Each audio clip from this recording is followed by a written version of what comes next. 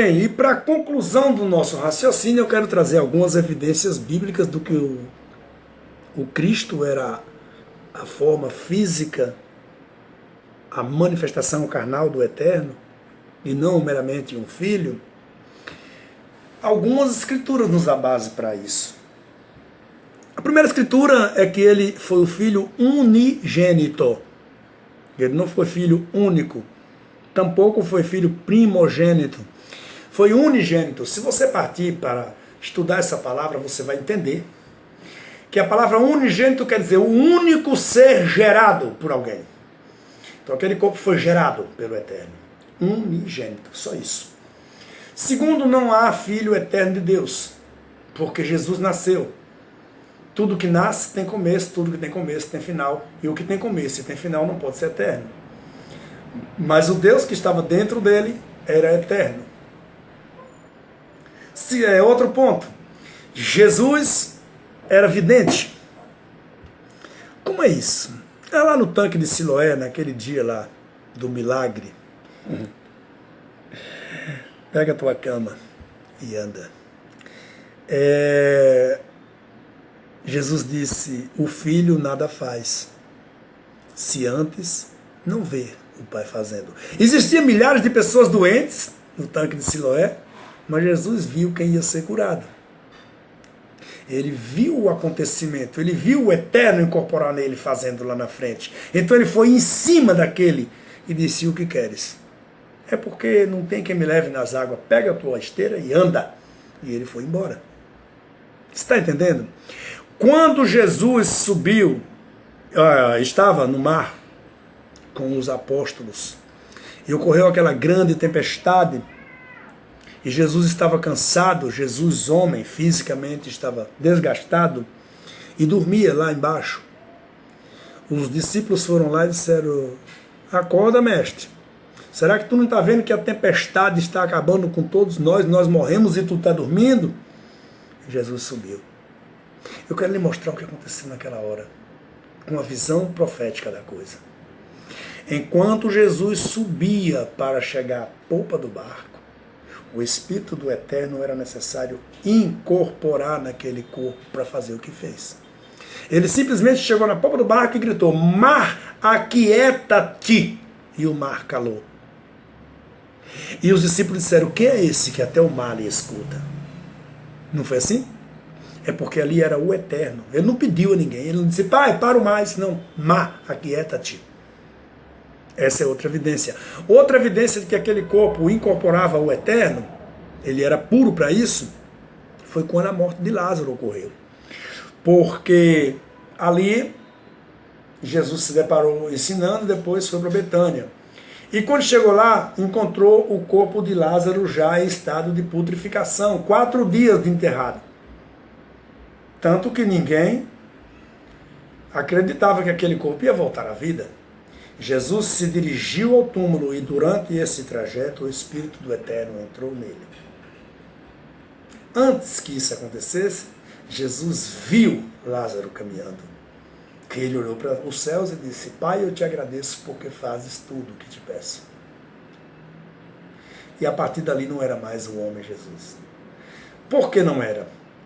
Porque ele gritou sem pedir a ninguém. Ele disse, Lázaro, saia para fora. E foi isso que aconteceu. E Lázaro saiu. E vivo, ele era o dono da vida.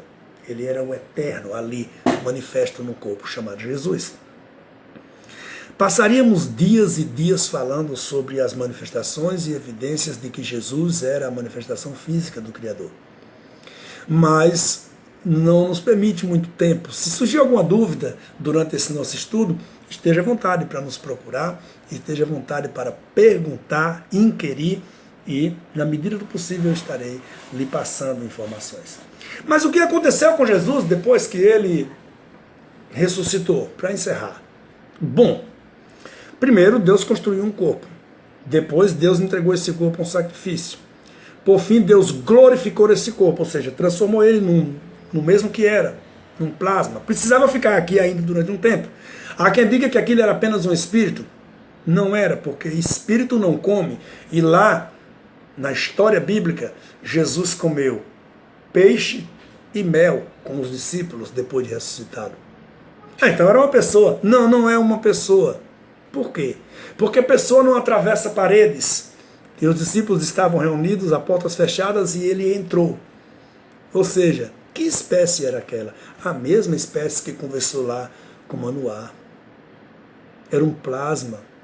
Era o eterno, como ele era, na sua origem, espírito perfeito, que podia fazer tudo. Ele é dono da criação. Ele é dono de todas as coisas. Ele podia se manifestar como quisesse. Quando ocorreu a ascensão de Jesus, Jesus voltou ao seu estado de origem, que era lá quando conversou com Moisés na sarça ardente. A prova e a evidência disso é que Saulo, o perseguidor dos cristãos, encontra-se com ele no caminho de Damasco e não vê ninguém.